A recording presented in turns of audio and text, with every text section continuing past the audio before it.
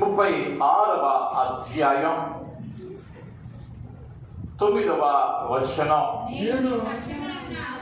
నేను మీ పక్షమున ఉన్నాను, నేను మీ తట్టు తిరగగా మీరు దున్నబడి విత్తబడుదురు. దేవుని నామానికి మహిమ కలుగును గాక. హల్లెలూయా, హల్లెలూయా. దయచేసి ప్రతి ఒక్కరు మనసులు ఇక్కడ పెడదాం, అటు ఇటు చూడద్దు, దృష్టి దేవుని మీద పెడదాం. ఎందుకయ్యా అంటే మాట్లాడుతున్నవాడు నమ్మదగిన వాడు. మాట్లాడేటువంటి మాట ఇది నిలవబడిన దైవజనుడి కాదు, సృష్టికర్త అయిన దేవుడు మాట్లాడుతూ ఉన్న మాట. ఆయన మాట ఎలా వినాలి అంటే భయంతోనూ భక్తితోనూ వినవలసిన వారమయ్యంతో ఉన్న లేఖనం స్పష్టంగా చెప్పింది. దేవుడు చక్కగా మాట్లాడుతూ ఉన్నాడు. ఎవరితో మాట్లాడాడయ్యా ఈ మాట అంటే ఇశ్రాయేలు జనాంగం చెరలో ఉన్నారు, చెదరిపోయి ఉన్నారు, పుట్టకొకరు గుట్టకొకరు అయ్యారు, కష్టంలో ఉన్నారు, వేదనలో ఉన్నారు, చెదరిపోయిన వారిగా ఉన్నారు. వారితో ప్రభువంతో ఉన్న మాట. ఆ ముందు వచనాన్ని కనుక మనం చదివితే, ఇశ్రాయేలు పర్వతములారా ఇక కొంతకాలమునకు ఇశ్రాయేలీయులకు నా జనులు వచ్చుదురు, మీరు చిగురు పెట్టి వారి కొరకు మీ ఫలములో ఫలించుదురు. కొనసాగించే, నేను మీ పక్షమున ఉన్నాను, నేను మీ తట్టు తిరగగా మీరు దున్నబడి విత్తబడుదురు. దేవుని నామానికి మహిమ కలుగును గాక. ఇంకా కొంతకాలము తర్వాత, ఇంకా కొంతకాలం అంటే అది బహు దూరంలో లేదు. ఆయన నీ పక్షాన్ని నిలవబడటానికి 2025వ సంవత్సరం ఆయన మాట ఇచ్చాడు. మాట ఇచ్చిన దేవుడు నిర్ధారించిన వానిగా ఉంటూ ఉన్నాడు. ఆ నిర్ధారించిన దేవుడు నీ పక్షంగా, నా పక్షంగా, పరిచర్య పక్షంగా ఈ సంవత్సరం ఆయన నిలవబడబోతున్నాడు. నిన్నేం చేయబోతున్నాడు అంటే చిగురింప చేయబోతూ ఉన్నాడు. అంటే ఎండిపోయిన స్థితిలో ఉన్నావేమో, ఆశలు అణగారిన స్థితిలో ఉన్నావేమో, నిరీక్షణ ఏమీ కనిపించటం లేదేమో, ఎటు చూసినా కూడా నీకు వ్యతిరేకంగానే పరిస్థితులు ఉన్నాయేమో, వింటున్న మాటల్లా నీకు వ్యతిరేకంగా ఉన్నదేమో. దేవుని వాక్యము చెబుతూ ఉన్నది, ఇంకా కొంతకాలము అయిపోయిందిగా. నీ కష్టానికి, నీ వేదనకి, నీ అప్పులకి, నీ అనారోగ్యానికి, నీ బాధకి ఇక ఏమైందయ్యా అంటే ముగింపు పలుకుతూ ఉన్నాడు నా దేవుడు. ఎందుకయ్యా అంటే నీ పక్షంగా నా దేవుడు నిలవబడుతూ ఉన్న వారిగా ఉంటూ ఉన్నాడు. హల్లెలూయా, హల్లెలూయా. ఆయన నీ పక్షమున ఉన్నాడు కాబట్టి ఇంకేం కాదయ్యా నీకంటే ఏ వేదన, ఏ వ్యాధి, ఏ బలహీనత నీ దరికి రానేరదు అన్న విషయాన్ని జ్ఞాపకం చేస్తూ ఉన్నాను. అయితే ఆయన నీ పక్షంగా ఉన్నాడు. ఆయన గొప్ప దేవుడు, గొప్ప కార్యాలు చేస్తాడు, దానిలో సందేహమేమీ లేదు. అయితే ప్రతి దానికి ఒక అర్హత అన్నది అవసరం, లేదా ఒక క్వాలిఫికేషన్ కావాలి. ప్రతి వాడు కూడా పరీక్ష రాసిన వాడు పాస్ అవుతాడన్న నమ్మకం లేదు. ఎందుకయ్యా అంటే వాని సిద్ధపాటును బట్టి వాని ఫలితం ఆధారపడి ఉంటుంది. వాడు ఏ విధంగా అయితే సిద్ధపడ్డాడో దానిని బట్టి మార్కులను సంపాదిస్తాడు. రాత్రులంతా కష్టపడిన వాడు 100కి 100 సంపాదిస్తాడు. పరీక్షకు ముందు పేపర్ తీసినాడు, పేపర్లో నెంబర్ కనిపించక వేదన పడతాడు. ఇద్దరు పరీక్ష రాశారు, కానీ ఒకడేమో గొప్ప జయాన్ని పొందాడు, మరి ఒకడేమో అపజయాన్ని పొందాడు. ఈ దినాన నీ పక్షాన దేవుడు నిలవబడతానన్నాడు. మాట ఇచ్చిన దేవుడు నమ్మదగిన వాడు. అయితే ఆయన నీ పక్షంగా నిలవబడటానికి, ఆయన నీతో ఉండటానికి, నీ తట్టు తిరగటానికి, నిన్ను చిగురింప చేయటానికి, నిన్ను విత్తటానికి, ఫలింప చేయటానికి, వృద్ధిపరచటానికి, నీ కన్నిటిని తొడవటానికి, నీ అప్పులను కొట్టివేయటానికి, నీ బలహీనతలో తీసివేసి నిన్ను బలపరచటానికి నీలో కొన్ని మార్చుకొనవలసినవి, లేదా ఎవరిలో లేదా ఎవరితో ఆయన ఉంటాడో, ఎవరి పక్షంగా నిలువబడతాడో ఈ ఉదయకాలం మీతో పంచుకోవాలని ఆశపడుతూ ఉన్నాను. మొదటిగా మనం గమనించగలిగితే కీర్తనల గ్రంథం 14వ అధ్యాయం 5వ వచనం. ఎందుకనగా దేవుడు నీతిమంతుల సంతానము పక్షముగా ఉన్నాడు. దేవుడు నామానికి మహిమ కలుగునుగాక. హల్లెలూయా, హల్లెలూయా. దేవుడు ఎవరి పక్షాన ఉన్నాడయ్యా అంటే మొదటిగా నీతిమంతుల పక్షాన ఉన్నాడు. ఆయన ఎవరి పక్షాన నిలవబడతాడయ్యా అంటే నీతిమంతుల పక్షాన నిలవబడతాడు. అంటే అనీతిమంతుల పక్షాన ఆయన నిలవబడడం. నీతికి అనీతికి అర్థం మనకు తెలుసు. నీతిమంతుడు అంటే దోషము లేనివాడు, పాపము లేనివాడు, అపవిత్రత లేనివాడు, నీతిమంతునిగా ఎంచబడుతూ ఉన్నాడు. అయితే అపోస్తులుడైన పౌలు నీతిమంతుడని ఎవరిని పిలువబడ్డారో వారి గురించి స్పష్టంగా రాశాడు. రోమీయులకు రాసిన పత్రికకు వెళితే 4వ అధ్యాయము 25వ వచనానికి వస్తే అప్పగింపబడి మనము నీతిమంతులముగా తీర్చబడుటకై లేపబడెను. దేవుని నామానికి మహిమ కలుగునుగాక. హల్లెలూయా. ఆయన మన పక్షంగా అప్పగింపబడి మరణించి తిరిగి లేచాడు.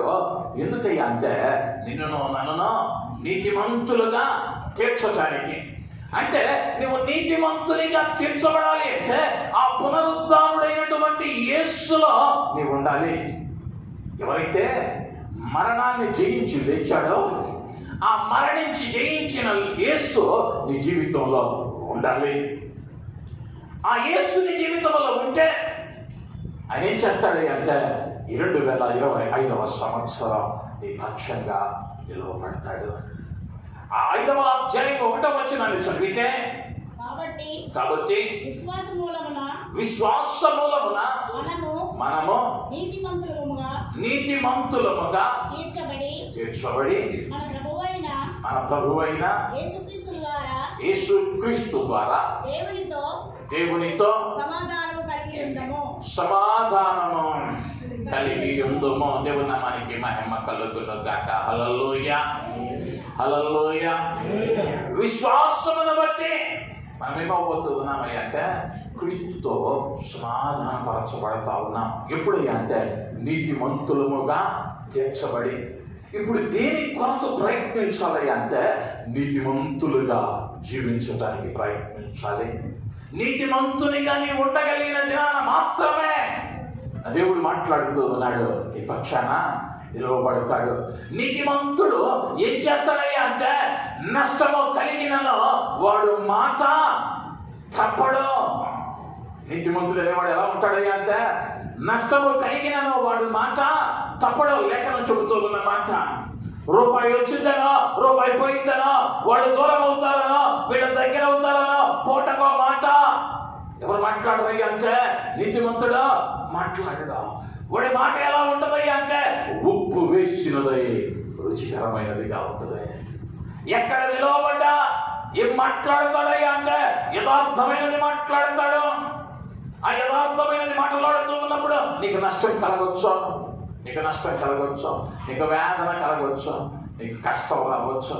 అనేక పర్యాయాల్లో నువ్వెప్పుడైనా యథార్థతల గురించి మాట్లాడితే లేదా యథార్థంగా మాట్లాడితే సత్యాన్ని మాట్లాడితే అనేకులు శత్రువులు అవుతారు, అనేకులు నీకు వ్యతిరేకంగా లెగుస్తారు. అనేక పర్యాయాల్లో దానిని మేము రుచి చూసిన వారం. ఎందుకయ్యా అంటే తప్పు చేసిన వాడిని లేదా దొంగ అంటే ఒప్పుకోవడం, దొంగ అంటే ఒప్పుకోవడం. తప్పు చేసిన వాడిని హెచ్చరిస్తే ఏం చేస్తారయ్యా అంటే మనకు వ్యతిరేకంగా మారుతారు. కానీ నువ్వేం చెయ్యాలయ్యా అంటే వ్యతిరేకంగా వస్తున్న వాని కొరకు నీ పద్ధతిని మార్చుకోకూడదు. ప్రభువుకి ఇష్టానుసారంగా ఉండాలి. హల్లెలూయా. నీతిమంతుల జాబితాలో ఉంటే నువ్వు ఎలా ఉండాలయ్యా అంటే నీ మాట ఉప్పు వేసినట్టుగా ఉండాలి, నిందారహితుడు అయి ఉండాలి, నీతిమంతుల జాబితాలో ఉండాలి. ఆ నీతిమంతుల జాబితాలో చేర్చబడితే ఈ సంవత్సరం నేనేం చేయబోతూ ఉన్నాడయ్యా నా దేవుడు అంటే నీ పక్షంగా నిలవబడబోతూ ఉన్నాడు. ఒక కౌన్సిలర్, ఒక ఎమ్మెల్యే మన పక్కన ఉంటేనే మనకేమిలే అనుకుంటాం, కానీ నీ పక్షాన ఉంటానన్నవాడు మాట చేత ఆకాశమును భూమిని కలుగు చేశాడు. నీ పక్షాన ఉంటానన్నవాడు సమస్తాన్ని ఒక్క మాటలో కలుగు చేశాడు. నీ జీవితాన్ని మార్చగలిగిన వాడు ఆయన మాత్రమే అంటూ ఉన్నాడు. దేవునికి మహిమ కలుగునుగాక. హల్లెలూయా, హల్లెలూయా. మొదటిగా ఎవరి పక్షాన ఆయన ఉంటాడయ్యా అంటే నీతిమంతుల పక్షాన ఉంటాడు. రెండవదిగా ఎవరి పక్షాన ఆయన ఉంటాడయ్యా అంటే సామెతల గ్రంథం 22వ అధ్యాయం 22-23 వచనాలు.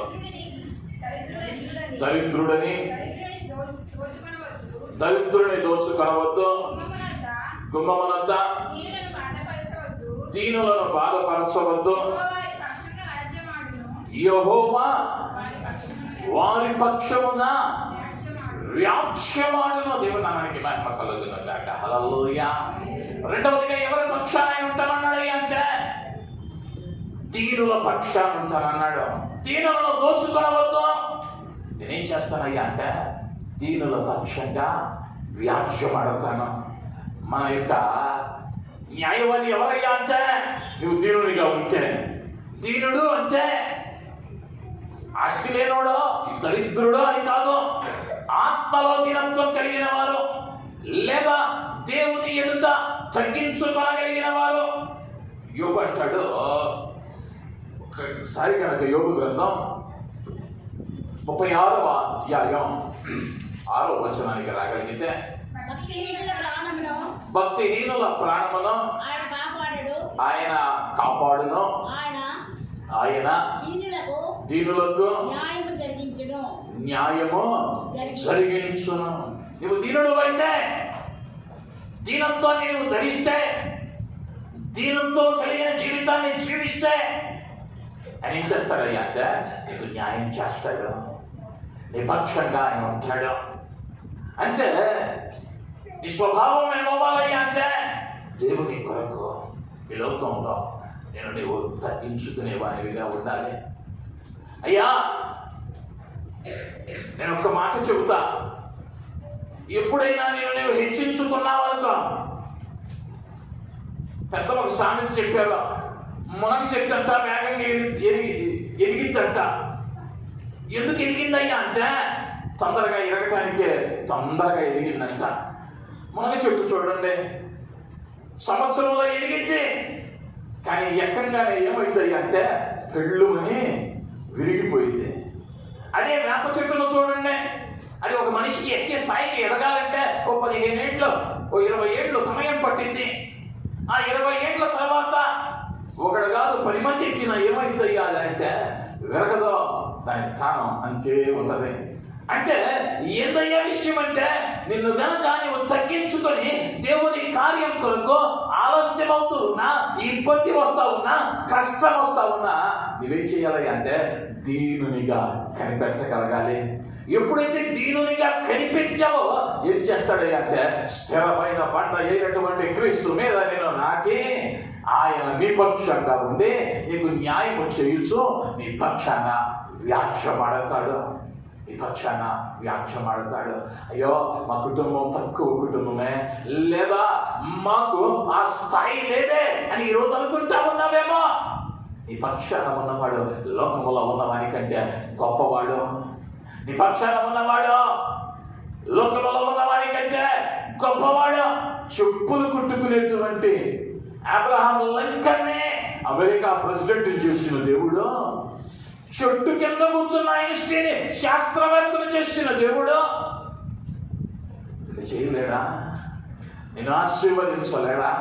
ఎన్నో వ్యాపారాలు చేసి నష్టపోయినటువంటి కౌగట్ను ఒక గొప్ప సంస్థకు అధినేతగా చేసిన దేవుడు నువ్వు చేయలేడా? ఆయనకు అసాధ్యమా? నీ చదువు కొంచెమేమో, నీ స్థాయి కొంచెమేమో, నీ జ్ఞానం కొంచెమేమో, లోకం నువ్వు అల్పుడు అన్నదేమో. నువ్వేం చేయాలయ్యా అంత? అయ్యా దీనుడు నాయన, నన్ను నువ్వు చేర్చుకో నాయన, నా పక్షంగా ఉండు నాయన అని ఎక్కడ గర్వించొద్దు. నేను గొప్ప మాటకాడినో, తెలివి కలిగిన వాడినో, జ్ఞానం ఉందనో, చదువుందనో గర్వించక, అయ్యా నన్ను క్షమించు అని నిత్యము ఆయన దగ్గర తీర్చి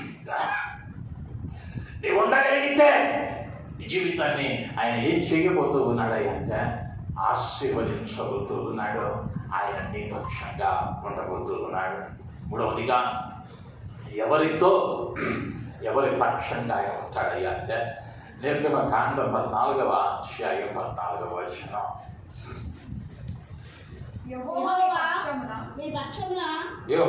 మీ పక్షమున యుద్ధము చేయును, మీరు ఊరకయే ఉండవలనని ప్రజలతో చెప్పాను. దేవుని నామానికి మహిమ కలుగును గాక. హల్లెలూయా, హల్లెలూయా. యెహోవా మీ పక్షమున యుద్ధము చేయును. మీరేం చేయండి అంటే ఊరకనే నిలుచుండే చూడుడి. అంటే మూడవదిగా ఎవరి పక్షాన ఆయన ఉంటాడయ్యా, నిలవబడతాడయ్యా, కార్యాలను చేస్తాడయ్యా అంటే తన సొత్తైనటువంటి లేదా తన జనాంగము. ఇశ్రాయేలీయులు ఎవరయ్యా అంటే దేవుని జనాంగం. అంటే నీవు ఎవరి మనిషిగా మారాలయ్యా అంటే ఆ సజీవుడైనటువంటి దేవుని యొక్క వారసునిగా మారాలి. అంటే నీ పేరు చెబితే నువ్వు ఎవరి తాలూకా అని చెప్పాలయ్యా అంటే ఫలానా యేసు తాలూకయ్యా నేను. నువ్వు ఎవరి సొత్తు అయి ఉండాలయ్యా అంటే ఎవరి సొత్తుగా మారాలయ్యా అంటే ఆయన జనంగా, ఆయన సొత్తుగా మారాలి. అది కొంచెం కష్టమే, అది కొంచెం ఇబ్బందే, లేదా కొంచెం క్లిష్టమైనదే. కానీ నువ్వు నలుగు కొట్టగలిగితే, లేదా నిన్ను మార్చుకోగలిగితే, లేదా నిన్ను నీవు సరిచేసుకోగలిగితే, ఆయన యొక్క జనాంగముగా నీవు ఉంటే, ఎవరినయ్యా తన జనాంగం అన్నాడో అని మనం గమనిస్తే, ఎవరైతే ఆయనను మాత్రమే ఆరాధించారో వారికి మాట చెప్పాడు, మీరేం చేయకూడదయ్యా అంటే నేను తప్ప వేరొక దేవుడు మీకు ఉండకూడదు. పైన ఆకాశం అందే కానీ కింద భూమి అందే కానీ, భూమి మీద సంచరించు జంతువులలో కానీ, నీటిలో సంచరించు జలచరముల ఎందే కానీ దేనినైనానో, దేని ప్రతిమనైనానో మీరు చేసుకొనకూడదు, వంగి నమస్కరించకూడదు, సాగిలపడకూడదు. అంటే ఆయన తప్ప నీకేది దేవునిగా మారకూడదు. అది భార్య అయినా, భర్త అయినా, బిడ్డలైనా, తోడబుట్టిన వారైనా, వస్తువైనా, ఆస్తి అయినా, ఏం కావాలయ్యా అంటే ఆయనకు సొత్తుగా మారాలి. ఆయన సొత్తుగా నువ్వు మారాలి అంటే మొదటి స్థానం నువ్వు ఆయనకు ఇవ్వగలగాలి. అయ్యా ఫలానా మిత్రుడు నాకు మంచి సలహా ఇస్తాడండి, వాడు మొదటోడండి అంటే కుదరదు. నా ప్రభు ఏమంటా ఉన్నాడయ్యా అంటే నాకు చెందవలసిన మహిమ మరి దేనికి నీ చెందుటకు నేను ఇష్టపడువాడను కాను, నేను రోషం కలిగిన దేవుడును. ఆయన చెందాల్సిన మహిమ మరి దేనికి నేను చెందడానికి ఇష్టపడడం. ఆయన ఏం చేస్తా ఉన్నాడయ్యా అంటే ఆయన వాణిగా నీవు ఉండగలిగితే, ఆయన పక్షం వాణిగా నీవు ఉండగలిగితే ఆయన నిన్ను నీ పక్షాన్ని నిలువబడి గొప్ప కార్యాలను చేసే దేవునిగా ఉంటూ ఉన్నాడు. 4వదిగా మనం గమనిస్తే యెహోషువ గ్రంథం 10వ అధ్యాయం 14వ వచనం. యెహోవా ఒక నరుని మనవి వినిన ఆ దినము వంటి దినము దానికి ముందే కానీ దానికి తరువాతనే కానీ ఉండలేదు. దేవుని నామానికి మహిమ కలుగును గాక. హల్లెలూయా, హల్లెలూయా. యెహోవా ఒక నరుని మనవి వినిన ఆ దినము వంటి దినము అంతకు ముందే కానీ ఆ తరువాతే కానీ లేదు అని లేఖనం చెబుతూ ఉన్నది. ఎందువలన లేదు అయ్యా అంటే యెహోషువ ప్రార్థించాడు. ఏమని ప్రార్థించాడయ్యా అంటే సూర్యుడా ఆగు, చంద్రుడా నిలువు. మేము యుద్ధం చేయబోతా ఉన్నాం. యుద్ధంలో జయముందేంత వరకు అవి ఆగాలి. ఆ ప్రార్థనలో దేవుడు విన్నాడు, వారి పక్షాన నిలవబడ్డాడు. ఇప్పుడు ఎవరి పక్షాన నిలవబడతాడయ్యా అంటే ప్రార్థనా పరుల పక్షంగా ఆయన నిలవబడతాడు. నీ ఇంటిలో ప్రార్థనా ధూపం ఉన్నదా? నీ వ్యక్తిగత జీవితంలో ప్రార్థనా ధూపం ఉన్నదా?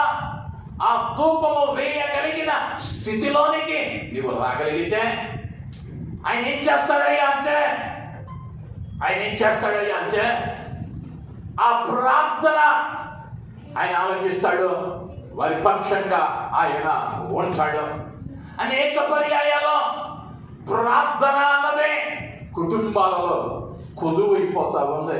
కారణం ఏమిటయ్యా అంటే వ్యర్థమైన వాటికి ఉన్న సమయం దేవునికి ఇవ్వలేకపోతా ఉన్నాం. కానీ మనకేం కావాలయ్యా అంటే ఆయన మనతో ఉండాలి, అందరికన్నా ముందు మనల్ని ఆశీర్వదించాలి. కానీ మనం ఏమంటామయ్యా అంటే ప్రార్థనకు ఆఖరి బెంచి స్టూడెంట్, ప్రార్థనకు చివరి బెంచి విద్యార్థిని. కానీ దేవుని ఆశీర్వాదాలు మాత్రం మనకి ఎప్పుడు కావాలయ్యా అంటే మొదట కావాలి. కానీ ఎవరి పక్షాన ఉంటారన్నాడయ్యా అంటే ప్రార్థనా పరుల పక్షంగా ఉంటానన్నాడు. అయితే 4 కార్యాలను గమనించాం. ఎవరి పక్షాన ఉంటాడయ్యా అంటే నీతిమంతుల పక్షాన ఉంటాడు. రెండవదిగా ఎవరి పక్షాన ఉంటాడయ్యా అంటే దీనుల పక్షాన ఉంటాడు. మూడవదిగా ఎవరి పక్షాన ఉంటాడయ్యా అంటే తన జనాంగము పక్షంగా ఉంటాడు. నాలుగవదిగా ఎవరి పక్షాన ఉంటాడయ్యా అంటే ప్రార్థనా పరుల పక్షంగా ఉంటాడు. అయితే ఈ 4 నువ్వు ఉన్నావో లేదో పరిశీలించుకో. ఈ 4 నువ్వు లేకపోతే ఈ 4 కూడా ఖచ్చితంగా అవసరం. ఈ 4లో ఏది లోపించినా ఆయన నీ పక్షంగా ఉండటానికి అవకాశం లేదు. ఎందుకయ్యా అంటే నా దేవుడు చెప్పిన మాటను తప్పని దేవుడు, ఆయన మాటలలో అంట పొల్లైనను ఒత్తైనను తీసివేయటానికో కలపటానికో ఎవరికి అధికారం ఇవ్వాలా. ఆయన మాటలో నేను నోటికి నూరుపాళ్ళు జరిగించే దేవుడు. ఈ 4 అర్హతలను కనుక నీవు సాధిస్తే ఈ జనవరి మాసంలో వాటిని అన్వయించుకోవటానికి ఆ రీతిగా మారటానికి నువ్వు ప్రయత్నించగలిగితే పరిశుద్ధాత్ముడు నీకు సహాయం చేసేవానిగా ఉంటూ ఉన్నాడు. వాటిని పొందుకునేటువంటి అవకాశం ఉంటూ ఉన్నది. అయితే నువ్వు గనక ఈ 4 లక్షణాలను సంపాదిస్తే ఆయన నీ పక్షాన నిలవబడతాడు.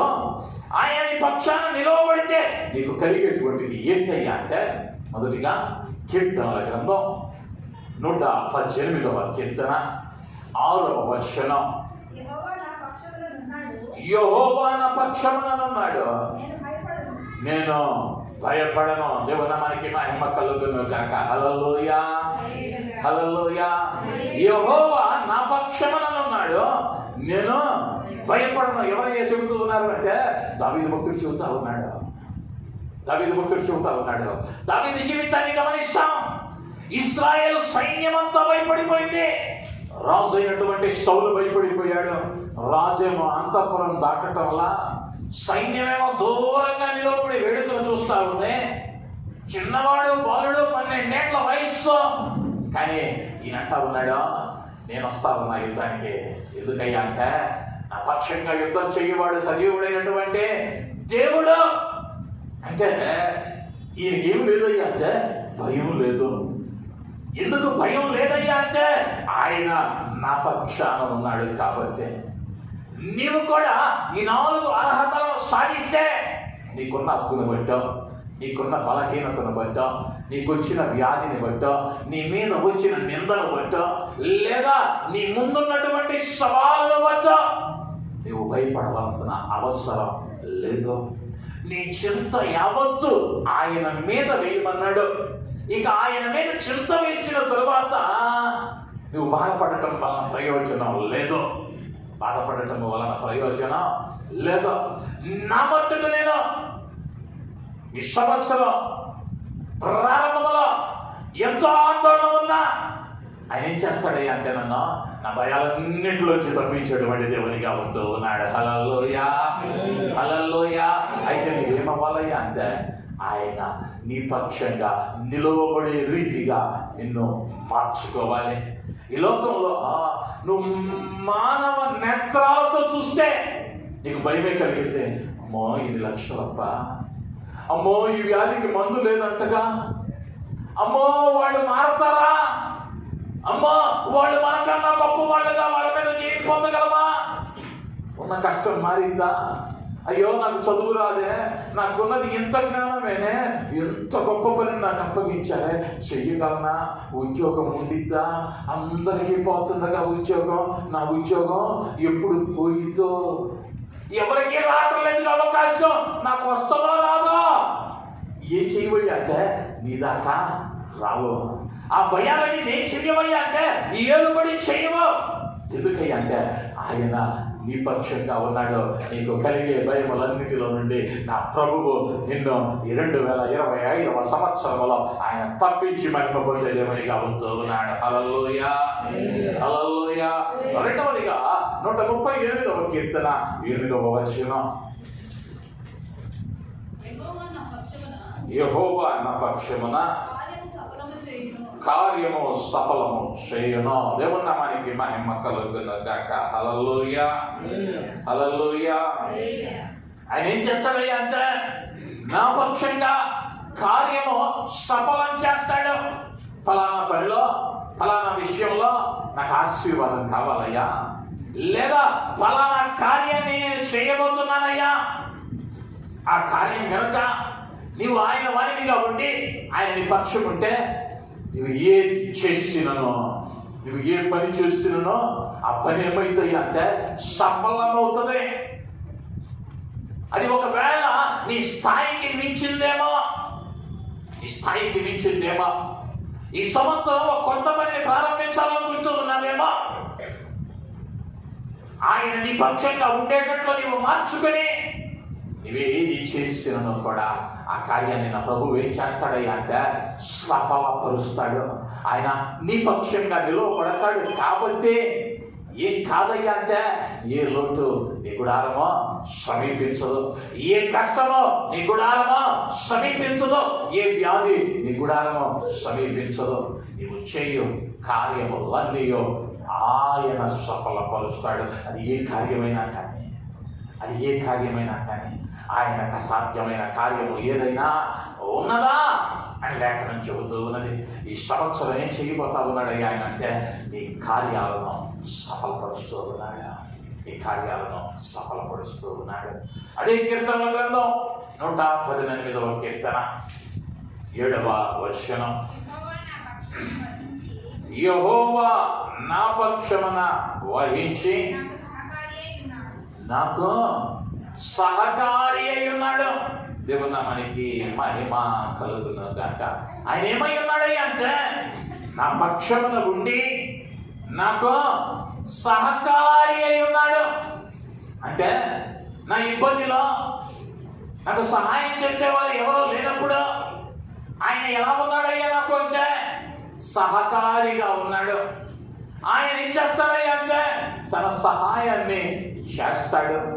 అనేక పర్యాయాల్లో మన ఇబ్బందిలో, మన కష్టంలో మనం అనుకుంటూ ఉంటాం దారులన్నీ ముసుకుపోయి సహాయం చేసేవారు లేరు, ఇబ్బందిగా ఉందే, లేదా సహాయం దొరకటం లేదే, సహాయం చేసేది ఎవరో అని అనుకుంటూ ఉంటాం. కానీ 2025వ సంవత్సరం నా ప్రభువు ఏం చేయబోతూ ఉన్నాడయ్యా అంటే నీకు సహకారిగా మారబోతూ ఉన్నాడు. దేవుని నామానికి మహిమ కలుగును గాక. హల్లెలూయా, హల్లెలూయా. ఎప్పుడైతే ఆ యొక్క వాక్యానికి నువ్వు లోబడతావో, లేదా ఆయనకి ఇష్టానుసారమైన జీవితం నువ్వు జీవిస్తావో, లేదా ఆయన నీ పక్షముగా ఉండునట్లు నీవు ఉంటావో, నేనేం చేస్తాడయ్యా అంటే ఆయన నీకు కలిగిన భయములన్నిటిలో నుండి ఆయన నిన్ను విడిపిస్తాడు. రెండవదిగా నీ కార్యాలను సఫలపరుస్తాడు. మూడవదిగా నీకు సహకారిగా ఉంటాడు. చివరిగా నిర్గమకాండం 14వ అధ్యాయం 25వ వచనంలో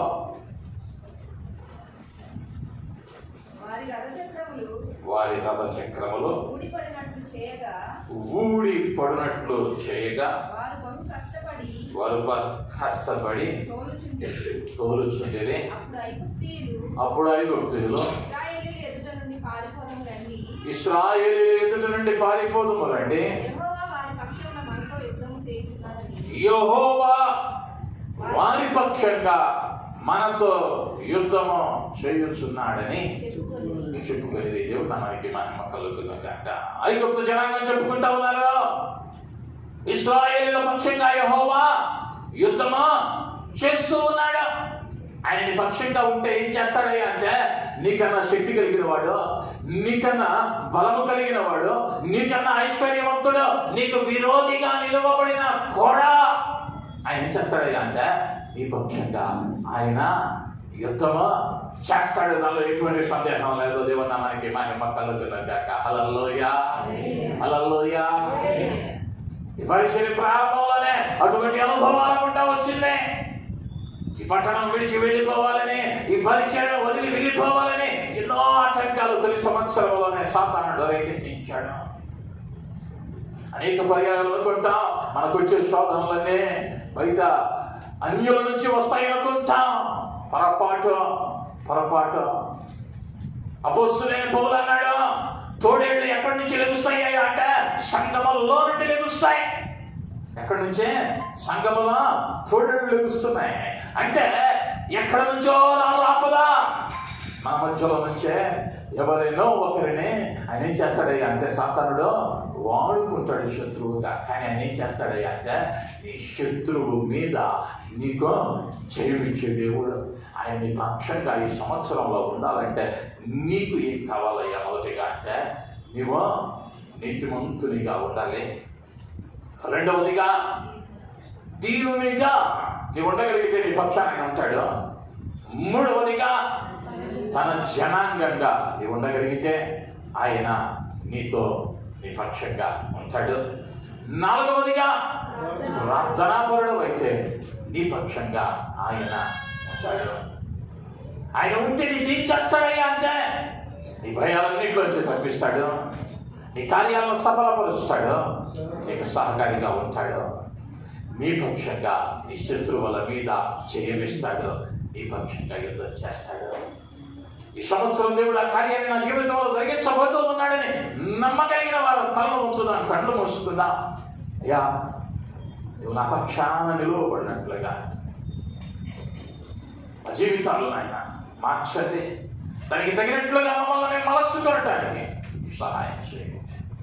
నీ గొప్ప కార్యాలు ఆ జీవితాలను మీరు జరిగించున్నాను, నువ్వు మాత్రమే మహిమ పొందమని, నీ గొప్ప కార్యాలను చూడగలిగినటువంటి కృపను ధన్యతను ప్రతి ఒక్కరికి దయచేయండి. సమస్తమైనటువంటి నాయన మహిమ నీకు అప్పగించుకోవచ్చు. యేసు నామములో అడుగుతున్నాను తండ్రి, ఆమేన్, ఆమేన్. దేవుని నామానికి మహిమ కలుగును గాక. హల్లెలూయా.